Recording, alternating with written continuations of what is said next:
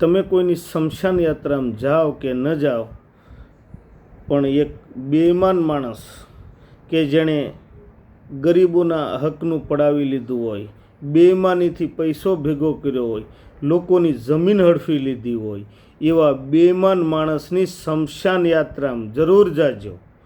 ત્યાં તમે જોઈ શકશો કે એણે હડફેલી કેટલી જમીન સાથે લઈ જાય છે, કે ગરીબોનો પડાવેલો કેટલો પૈસો સાથે લઈ જાય છે.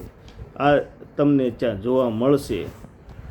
જેણે જિંદગીભર કમજોરોના ગરીબોના હકનું પડાવી લીધું હોય, અરે એણે જેના સગા ભાઈઓની જમીન પડાવી લીધી હોય, સગા ભાઈઓને શાંતિ ન લેવા દીધી હોય, આ બધું અહીંયા છોડીને જાય છે.